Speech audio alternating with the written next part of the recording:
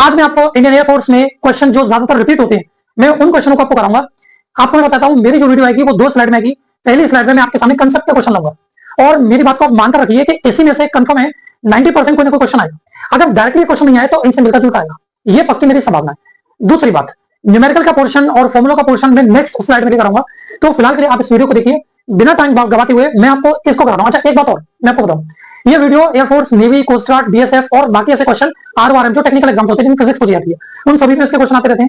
16 नवंबर 2024 को जो एग्जाम होने वाला है उसके लिए तो ये बेहद इंपॉर्टेंट है। आप देख सकते हैं प्रीवियस ईयर क्वेश्चन पर बेस्ड है। तो चलिए शुरुआत करते हैं। क्वेश्चन वैसे तो आपको सब दिख रहा होगा, लेकिन मैं इन क्वेश्चनों के जरिए कम से कम 25 प्रकार के क्वेश्चन आपके तैयार करा दूंगा, ऑप्शन को लेगा और एक्स्ट्रा कंसेप्ट को लेगा। चलिए शुरुआत करते हैं क्वेश्चन नंबर 1 से। क्वेश्चन नंबर 1 क्या कहता है कि मायोपिया को सुधार करने के लिए किस लेंस का प्रयोग किया जाता है, करेक्ट करने के लिए। तो देखिए, मायोपिया आंखों से संबंधित डिफेक्ट होता है, कमी होती है।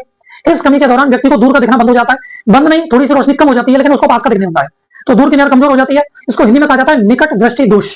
इसमें व्यक्ति को दूर का दिखाई नहीं देता है, तो वो क्या करता है, अपनी आंखों के लिए कॉनकेव लेंस का उपयोग करता है। कॉनकेव याद रखना है सभी को, कॉनकेव लेंस जिस व्यक्ति को पास का दिखाई नहीं देता लेकिन दूर का दिखता है, इस प्रकार की बीमारी को कहते हैं हाइपरमेट्रोपिया। हाइपरमेट्रोपिया, और हिंदी में आप इसको कह सकते हैं दूर दृष्टि दोष। थोड़े से नाम उल्टे सीधे इनके, क्योंकि दूर दृष्टि ऐसा लगता है दूर की नजर, लेकिन इसमें पास की नजर कमजोर है। इसका सुधार करने के लिए कॉन्वेक्स लेंस की जरूरत पड़ती है। अच्छा, एक चीज और, प्लेनो कॉनकेव, प्लेनो कॉन्वेक्स, इनका कोई लॉजिक नहीं है यहाँ पर, है ना। इस प्रकार से कोई लेंस आंखों के लिए तो नहीं बने। ऑप्शन नंबर ए, ठीक है। नेक्स्ट एक क्वेश्चन आपको एक्स्ट्रा बताता हूँ। आंखों से संबंधित जो बीमारियां होती है वो काफी होती हैं। जैसे पहला आपको होता है, आपको पता होगा, दूर की नजर कमजोर होना माने मायोपिया। इसके लिए कौन सा लेंस लगता है, कॉनकेव। पास की नजर को अंग्रेजी में कहते हैं हाइपरमेट्रोपिया, हिंदी में कहते हैं दूर दृष्टि दोष, उसके लिए कॉनकेव लेंस। इससे आगे आते हैं, एक आंखों से संबंधित एक तीसरे प्रकार की समस्या होती है जिसको कहते हैं अबिंदुकता, उसे अंग्रेजी में कहा जाता है एस्टिग्मेटिज्म। आपने शायद पढ़ा होगा। इसमें हॉरिजॉन्टल और वर्टिकल चीज व्यक्ति को नहीं दिखती अच्छे से, दूर से दिखा लगा हुआ कोई खंबा जो बिल्कुल स्ट्रेट लाइन में, वो थोड़ा सा उसे किसी एंगल पर दिखता है, वो चीजें सीधी नहीं दिखाई देती हैं। इसको करेक्ट करने के लिए सिलेंड्रिकल लेंस लगाया जाता है। मैं आपको स्पेलिंग बताता हूं, सिलेंड्रिकल। सिलेंड्रिकल को हिंदी में कहते हैं बेलनाकार लेंस। ये होता है अबिंदुकता के लिए। अबिंदुकता, अबिंदुकता होती है जिसमें व्यक्ति किसी चीज को फोकस नहीं कर पाता अच्छे से, है ना, इसमें ये प्रॉब्लम होती है। इससे आगे कौन समस्या होती है, उसको कहते हैं कैटरेक्ट। कैटरेक्ट को हिंदी में कहा जाता है, आपको मैं बता देता हूं, मोतियाबिंद। इसका इलाज सिर्फ एक ही होता है, और वो होता है कैटरेक्ट सर्जरी। माने उसके सिर्फ एक सर्जरी की जा सकती है, ऑपरेशन, दूसरा कुछ नहीं होता है। एक चौथी और एक बीमारी और होती है, उसको कहते हैं कलर विजन। कलर विजन जिसमें व्यक्ति कलर को नहीं पहचान पाता है, जिसमें कि कुछ लाल कलर होता है, ग्रीन कलर होता है, ऐसे कुछ कलर होते हैं कि पहचान नहीं कर पाता है, और ये डीएनए प्रॉब्लम है। ये या तो माता पिता में से किसी एक होगी, तब बच्चे को होती है, और इसका कोई समाधान नहीं है। ये परमानेंट डैमेज आंखों के लिए, इसका कोई समाधान नहीं है। और आपको बता दूं, मिलिट्री में कलर विजन वाले अलाउ लोग नहीं होते हैं, जैसे एयरफोर्स है और नेवी है। एक बार को चश्मे वाले तो अलाउ हो जाते हैं कुछ नंबर तक, 6/12 तक, लेकिन जो लोग चश्मा लगाते चले जाएंगे, लेकिन कलर विजन वाले लोग नहीं जा सकते हैं, ना। तो ये क्वेश्चन कवर हो गया आपका मायोपिया से संबंधित। नेक्स्ट क्वेश्चन, गैल्वेनोमीटर को एमीटर में परिवर्तित करने के लिए रेजिस्टेंस लगाना पड़ता है, ये हमें पता है, लेकिन ये पूछा गया है किस प्रकार का लगाना पड़ता है। हाई लगाना पड़ता है, समांतर क्रम में, हाई माने ऊंचा, सीरीज में लगाना पड़ता है, पर लो छोटा, हाई लगाना पड़ता है सीरीज में, या लो लगाना पड़ता है पैरेलल में। पहले मैं आपको थोड़ा सा बता दूं, गैल्वेनोमीटर को कन्वर्ट करने के सवाल लगभग हर बार आते रहे पेपरों में। गैल्वेनोमीटर से यही सवाल आता जाता था कि गैल्वेनोमीटर को एमीटर में परिवर्तित करने के लिए, मैंने कन्वर्ट करने के लिए क्या चाहिए कंडीशन, या गैल्वेनोमीटर को वोल्टमीटर में बदलने के लिए क्या चाहिए। तो ध्यान से सुनना, मैं आपसे एक जानकारी आपको देना चाहता हूं, आप शॉर्ट में थोड़ा सा ध्यान रखना कि वोल्टमीटर और एमीटर में क्या डिफरेंस है। आप सभी जानते हैं, जो एमीटर होता है वो करंट का मापन करता है, और जो वोल्टमीटर होता है वो वोल्टेज का मापन करता है। एमीटर जो करंट का मापन करता है, तो उसे करंट ज्यादा चाहिए। आप एक बात बताइए भाई, देखिए, गैल्वेनोमीटर को एमीटर में परिवर्तित करने के लिए करंट ज्यादा होना चाहिए, और आपको पता है करंट ज्यादा होने के लिए प्रतिरोध कम से कम होना चाहिए, माने रेजिस्टेंस कम से कम होना चाहिए। आज ये क्वेश्चन था, एमीटर में परिवर्तन करने के लिए रेजिस्टेंस का कम से कम होना बहुत जरूरी है। तो जो हाई वाला ऑप्शन है वो गलत हो गया, हाई वाला ऑप्शन गलत हो गया, माने लो वाला या तो ये सही है और या तो ये सही है। दूसरा, आपने पढ़ा होगा प्रतिरोधों को, रेजिस्टेंस को सीरीज में लगाने में उनकी वैल्यू ज्यादा हो जाती है, लेकिन समांतर क्रम जो कि पैरेलल है उसमें लगाने से कम हो जाती है। तो आपको पता है, एक तो लो, ऊपर से पैरेलल तो और लो, option number D is correct. तो आपको याद रखना है, एमीटर में परिवर्तन करने के लिए रेजिस्टेंस एक तो लो होना चाहिए और ऊपर से पैरेलल में होना चाहिए, समांतर क्रम, ताकि वो और कम हो जाए। एक बार आपसे दूसरा क्वेश्चन ये है, वोल्टमीटर में बदलने के लिए क्या करना चाहिए। आपके लिए ये एक होमवर्क मान लीजिए, इस क्वेश्चन को आप कमेंट कर देंगे कि इसको वोल्टमीटर में चेंज करने के लिए कौन सा ऑप्शन सही होगा। ये आपके लिए क्वेश्चन है। Now question number 3। अच्छा, एक छोटी सी जानकारी और आपको बता दूं, गैल्वेनोमीटर क्या होता है। देखो, इसको हिंदी में कहते हैं धारा मापी। अब आप कहेंगे जी एमीटर भी धारा का मापन करता है। अरे एमीटर और इसमें थोड़ा सा डिफरेंस होता है। गैल्वेनोमीटर सिर्फ करंट की पहचान करता है कि इसमें करंट है या नहीं है, इसकी उपस्थिति बताता है, और बहुत छोटा अमाउंट नाप सकता है, लेकिन बड़े अमाउंट में एमीटर नाप सकता है। ये थोड़ा सा डिफरेंस है। एक सवाल और कभी कभी पूछा जाता है, एक होता है वोल्टमीटर, एक होता है पोटेंशियोमीटर। आपने सुना होगा उसके बारे में, उसको हिंदी में कहते हैं विभव मापी। उसमें उसमें क्या डिफरेंस है, तो देखिए डिफरेंस है इसमें। वोल्टमीटर जो होता है ये वोल्टेज को नापता है, लेकिन ये सही नहीं नापता, लेकिन जो पोटेंशियोमीटर है वो एकदम 100% एक्यूरेट नाप कर देता है। बस दोनों में ये डिफरेंस है। नेक्स्ट, इसको मैं हटा देता हूं। चलिए नेक्स्ट क्वेश्चन क्या पढ़ते हैं। क्वेश्चन नंबर 3, इलेक्ट्रोमैग्नेटिक वेव्स जो कि होती है विद्युत चुंबकीय तरंगें, ईएम वेव्स, उसमें इलेक्ट्रिक फील्ड और मैग्नेटिक फील्ड माने चुंबकीय क्षेत्र और विद्युत क्षेत्र, इनमें फेज डिफरेंस कितना होता है, माने कलांतर कितना होता है। आपको तो पता ही है, आपने शायद डायग्राम पढ़ा होगा। ये होती है हमारे पास इलेक्ट्रिक फील्ड, विद्युत क्षेत्र, और ये होता है चुंबकीय क्षेत्र। इस प्रकार से ये वाई एक्सेस में चलता है, ये जेड एक्सेस में चलता है, और दोनों मिलकर किसमें चलती है, एक्स में। आपको दिख रहा होगा एक ऊपर है, एक बाहर की ओर है, मतलब एक ऐसे है, एक सामने है, दोनों के बीच में कितना डिग्री का एंगल है, 90 डिग्री का। ऑप्शन नंबर ए, टिक मत कर देना, ऑप्शन नंबर गलत है। लोगों को लगता है दोनों 90 पर है तो 90 है, एक्चुअली इसका आंसर क्या है, 0। आपको बता दो ये सवाल कहां चुका है, ये सीबीएसई बोर्ड 2024 के क्वेश्चन पेपर में आ चुका है, और ये आपको बताऊं बहुत अच्छे खासे लेवल का क्वेश्चन है, सीबीएसई ने पूछा था इस साल ये। लेकिन आपको ये नहीं मानना कि सीबीएसई ने पूछा है, ऐसे सवाल डिफेंस में काफी बार पूछे जाते हैं, ट्रिकी सवाल। देखिए इसमें क्या करना है आपको, आपसे कलांतर पूछा, कलांतर आप समझते क्या है, एंगल में और कलांतर में बहुत अंतर है। एंगल ये होती है कोई चीज कैसे टिकी हुई है, लेकिन कला होती है वो किस फेस में चल रहा है। मैं आपको किसी वीडियो में डिटेल में एक्सप्लेन कर दूंगा, कभी भी आप एंगल को कला को एक ना माने, ये दोनों अलग होती है। आप ऐसे मान सकते हैं कि दोनों तरंग चलते एक दिशा में नहीं है, भाई वो ऐसे है ये ऐसे है, लेकिन चलते एक नहीं है, तो आप मान सकते हैं दोनों की कला एक ही है ना। इस वजह से इनमें कोई अंतर नहीं होता है, इनमें कलांतर 0 होता है, फेज डिफरेंस 0 होता है। नेक्स्ट आगे, बहुत ही शानदार क्वेश्चन, मैं आपसे कह रहा हूं ये क्वेश्चन आप मान के चलिए किसी न किसी शिफ्ट में जरूर पूछा जाएगा, क्योंकि अभी कभी काफी बार पूछा गया है। एसआई जिसको कहते हैं सिलिकॉन, सिलिकॉन में किस प्रकार के एलिमेंट की डोपिंग करने पर, डोपिंग आप समझते हैं मिलावट करना, मिलाने पर वह पी टाइप का बन जाता है। आपको पता होगा मॉडर्न फिजिक्स का बहुत इंपॉर्टेंट क्वेश्चन है, इसमें यह पूछा गया है कि पी टाइप बनाने के लिए सिलिकॉन में क्या मिलाया जाता है। आप देखो ये 4 प्रकार के इसमें ऑप्शन है, आप कमेंट में जवाब दीजिए आपको क्या लग रहा है। आपको डायरेक्ट याद रखने हैं साहब, एल्यूमिनियम, एल्यूमिनियम को बनाने पर ये पी टाइप का बनता है। अब आपको मैं थोड़ा सा समझा देता हूं, ये पूछा गया है सेमीकंडक्टर नाम के चैप्टर से, अर्धचालक नाम के चैप्टर से। यहां पर सिलिकॉन क्या है, देखिए आपको पता होगा बहुत ही फेमस सेमीकंडक्टर होते हैं, एक होता है सिलिकॉन, एक होता है जर्मेनियम। आपको पता होगा सिलिकॉन और जर्मेनियम अर्धचालक होते हैं, सेमीकंडक्टर होते हैं। इनमें मिलावट करने पर इनकी चालकता बढ़ाई जा सकती है, इनके अंदर कंडक्टिविटी बढ़ाई जा सकती है, और वो मिलावट किसकी की जाती है मैं आपको बताता हूं। पी टाइप या एन टाइप का इनको नाम जो दिया जाता है वो मिलावट के बाद दिया जाता है। तो देखिए चाहे सिलिकॉन हो चाहे जर्मेनियम हो, आते हैं 14th ग्रुप में, 14वें नंबर के ग्रुप में आते हैं लिस्ट में, टेबल के अंदर, पीरियड टेबल के अंदर हमने केमिस्ट्री में पढ़ा होगा। 14 के बाद आता है 15वां ग्रुप, और इससे पहले आता है 13वां ग्रुप, 13th ग्रुप। तो सुनिए 15वें ग्रुप के जितने भी एलिमेंट की डोपिंग इसमें की जाती है, डोपिंग करने के बाद इसका जो नाम डलता है और वो डलता है एन टाइप, एन टाइप। और अगर इसमें 13वें ग्रुप के एलिमेंट मिला दिए जाए तो ये बन जाता है पी टाइप। अच्छा ये जरूरी नहीं है कि मुझे ये पता हो कि पी टाइप और एन टाइप कैसे बनता है, ये पूछा जाता है कि कौन से एलिमेंट को मिलाने से पी टाइप बनता है। और देखिए बैंगन, आलू, गाजर, इन थैला, माने बी माने बोरॉन, एल्यूमिनियम, गैलियम, इंडियम, टेरियम, इनको मिलाने से पी टाइप बनता है। इसके अंदर आपको एक एल्यूमिनियम दिखाई दे रहा है जो कि ऑप्शन नंबर बी है, ठीक है। और आपको पता होगा जैसे यह है फास्फोरस, बिस्मथ और एंटीमनी, इनको मिलाने से ये बन जाता है एन टाइप, है ना। तो आप चैप्टर पढ़ेंगे डिटेल से तो आपको शायद समझ में आ जाएगा। नेक्स्ट 5वें नंबर का क्वेश्चन, मैं कह रहा हूं बहुत ही शानदार क्वेश्चन है, ऐसे क्वेश्चन तो मैं कह रहा हूं आने चाहिए पेपर में। क्वेश्चन देखिए क्या कह रहा है, देखिए क्वेश्चन क्या कह रहा है आपसे, क्वेश्चन कह रहा है कि जब लाइट फ्लेम्ड ग्लास से क्राउन ग्लास में जाती है, एंट्री करती है, तो तरंग दैर्ध्य पर क्या असर पड़ता है। देखिए वेवलेंथ पर क्या असर पड़ता है। आपको पता होगा कांच 2 प्रकार के होते हैं, एक होता है फ्लिंट, एक होता है क्राउन। आपको पता होगा जो फ्लिंट होता है वो क्राउन ग्लास से थोड़ा सा डेंसर होता है, मतलब सघन होता है, मतलब वो डेंसिटी उसकी ज्यादा होती है, ये मतलब घना होता है, इसका जो अपवर्तनांक है वो ज्यादा होता है क्राउन की तुलना में। और ये कहां पे जा रहा है भाई, अब सुनो, ये हो गया डेंसर माने घना, ये हो गया रेयर माने विरल, सघन से विरल माने डेंसर से रेयर में जाते समय लाइट क्या करती है, नॉर्मल से दूर चली जाती है। आपको पता होगा, अगर मैं आपको चैप्टर में डिटेल से पढ़ाऊंगा इस चीज को, कि डेंसर से रेयर में जाते समय जो प्रकाश होता है उसकी स्पीड बढ़ जाती है, चाल बढ़ जाती है, वेवलेंथ बढ़ जाती है। इस हिसाब से ऑप्शन नंबर 20 करेक्ट। एक क्वेश्चन बहुत फेमस से पूछा जाता है ज्यादातर एग्जाम्स में, कि लाइट जब एक माध्यम से दूसरे माध्यम में जाती है तो क्या चीज नहीं बदलती, अपरिवर्तित फ्रीक्वेंसी, इसके बारे में आता है ना, आवृत्ति, बहुत इंपॉर्टेंट है। नेक्स्ट 6वां क्वेश्चन, फ्री फॉलिंग बॉडी द्वारा 8वें, 12वें और 16वें सेकंड में तय की गई दूरियों का अनुपात क्या होता है।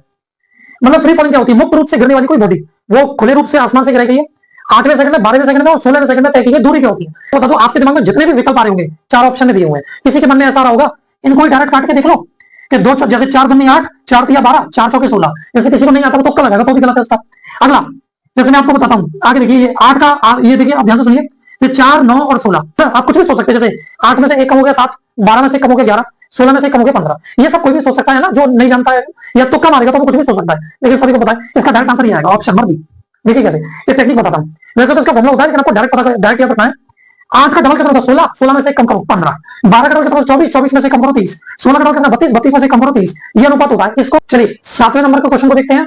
7th नंबर को क्वेश्चन ये कहता है कि किस वेव में स्पीड मैक्सिमम होती है, मतलब इन 4 में से ऐसा कौन सा ऑप्शन है जिसमें जो तरंग है उसकी स्पीड सबसे ज्यादा है, माने एक्स रे, जो एक्स तरंग है इनकी स्पीड ज्यादा होती है, गामा की ज्यादा होती है, रेडियो वेव्स की ज्यादा होती है, या लाइट की ज्यादा होती है।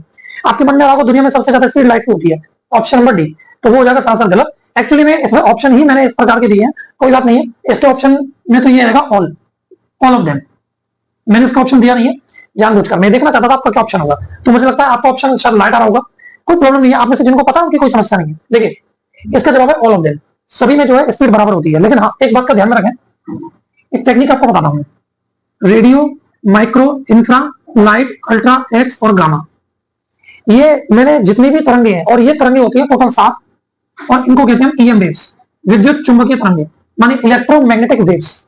ये वेव थोड़ा सा सीक्वेंस में याद रखें, पहले नंबर पर आती है रेडियो, फिर माइक्रो, फिर इंफ्रा, फिर लाइट, अल्ट्रा, एक्स और गामा। हिंदी में याद रखें, रेडियो तरंगे, माइक्रो तरंगे, इसको कहते हैं अवरत, इंफ्रारेड को, लाइट होता है प्रकाश तरंग, इसका एक और नाम है लाइट का, विजिबल माने दृश्य, क्योंकि इनको देखा जा सकता है, अल्ट्रा माने आप जानते हैं पराबैंगनी, एक्स किरणें और गामा। इनमें से पूछा जाता है सबसे ज्यादा एनर्जी किस पर, तो यार ना इस साइड वालों पर सबसे ज्यादा एनर्जी होती है, मतलब इनकी एनर्जी हाई होती है, और इस साइड जाओगे तो एनर्जी लो पड़ जाती है, ठीक है, इनकी लो एनर्जी होती है। आपको एनर्जी से फॉर्मूला एक यूनिट याद होगा, E बराबर एच न्यू, और एक होता है एच सी बटे लैम्डा। देखिए ये समय आपका प्रैक्टिस करने का है, ना कि पढ़ाई करने का, तो आपको ये फॉर्मूले पहले से पता होने चाहिए। देखिए फॉर्मूला क्या है, एनर्जी जिसकी उसकी ज्यादा होती है जिसकी आवृत्ति ज्यादा होती है, फ्रीक्वेंसी ज्यादा होती है। इसका मतलब इनमें से सबसे ज्यादा आवृत्ति किसकी होगी, गामा तरंग की, सबसे कम किसकी होगी, रेडियो तरंग की, क्योंकि ये उल्टे सीक्वेंस में भाई इनकी एनर्जी कम हो जाती है, और जिसकी एनर्जी कम है उसकी फ्रीक्वेंसी कैसे हो जाती है, कम। अच्छा एनर्जी का लैम्डा से उल्टा रिश्ता है, माने जिसकी लैम्डा ज्यादा, लैम्डा माने वेवलेंथ, उसको हम तरंग दैर्घ्य कहते हैं, माने गामा की एनर्जी ज्यादा है तो इसकी वेवलेंथ कैसी होगी, लैम्डा लो होगी, जबकि इसकी वेवलेंथ कैसी होगी, हाई होगी।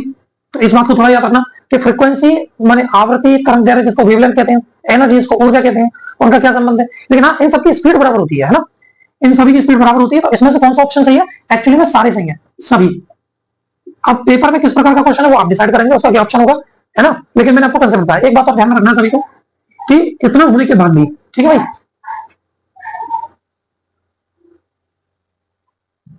देखिए इसके बाद हमको क्या करना है, एक बात ध्यान रखिए, इन सभी की जो स्पीड होती है, स्पीड को कहते हैं चाल, स्पीड, उसका फॉर्मूला होता है वी मान लीजिए या सी मान लीजिए, उसका फॉर्मूला होता है 1/√, म्यू नॉट एप्सिलॉन नॉट।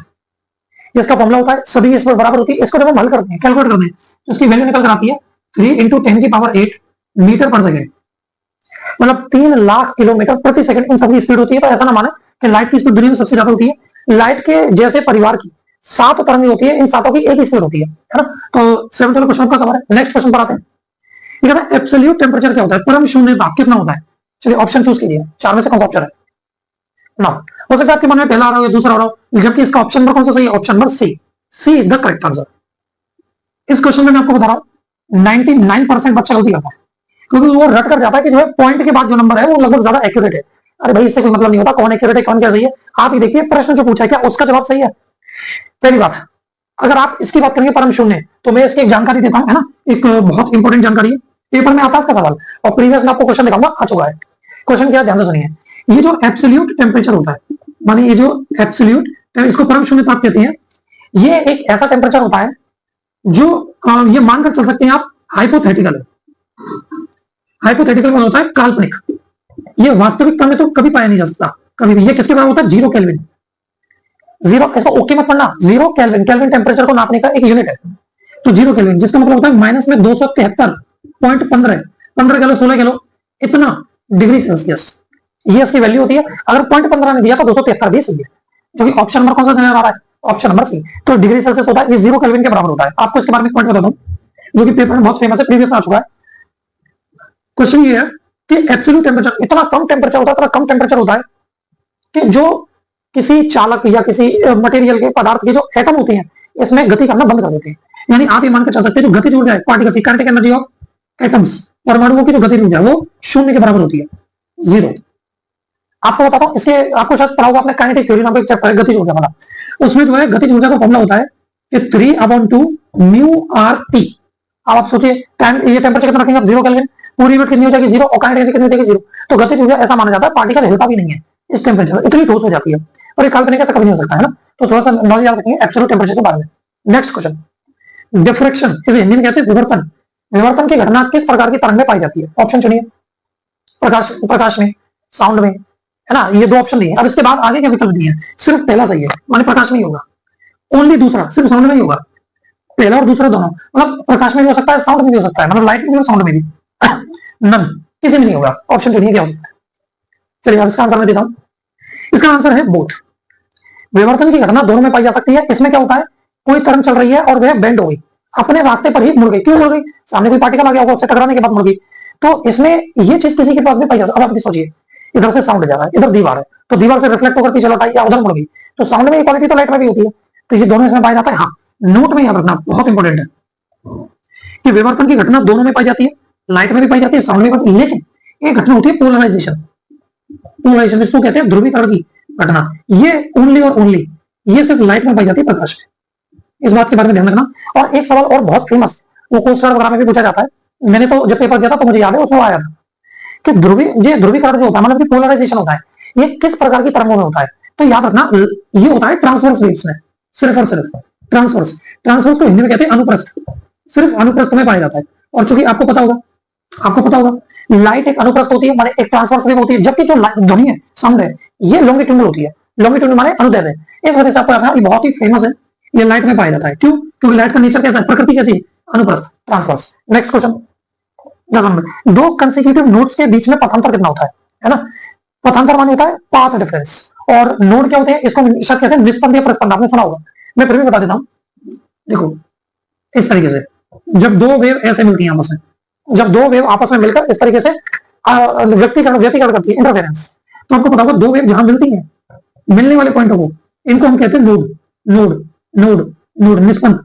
और बीच बीच में पाए जाते हैं प्रस्पंद। इसको आप ये ऊपर मान लो ए ए ई, मतलब जहां पर ये पॉइंट मिल रहे हैं, आपस में तरंग मिल जाती है, उनको नोड कहते हैं। और खुली जगह वाले जो बड़े बड़े पॉइंट है, उनको ए कहते हैं, एंटी नोड। निस्पंद और प्रस्पंद, तो क्रम से आने वाले दो नोड माने दो निस्पंदों के बीच में कितना पथांतर होता है, आप इसको करेक्ट कर लीजिए। इसको निस्पंद कहते हैं, प्रस्पंद कहते हैं, लेकिन आप डायग्राम देख के समझ जाइए, है ना? तो मैं क्या कर रहा हूँ, दो क्रम से आने वाले नोडों के बीच में जो है कितना, उसमें आपसे पूछा गया पाथ डिफरेंस करना होता है, पथांतर। तो सुनिए, एक नोड ये, अच्छा एक तरंग यहां से यहां तक होती है पूरी, यहां से यहां तक आपको पता होगा, लैम्डा हो गई पूरी।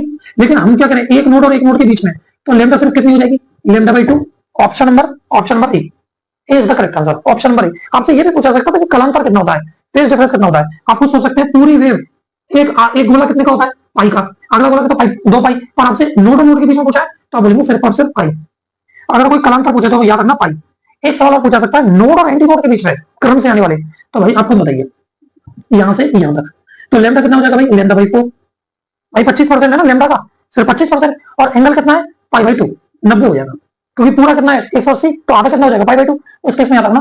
तो ये क्वेश्चन है। नेक्स्ट क्वेश्चन हम नेक्स्ट स्लाइड में करेंगे, और मैं एक से शानदार कंसेप्ट और न्यूमेरिकल आपके लेके आऊंगा। Thank you.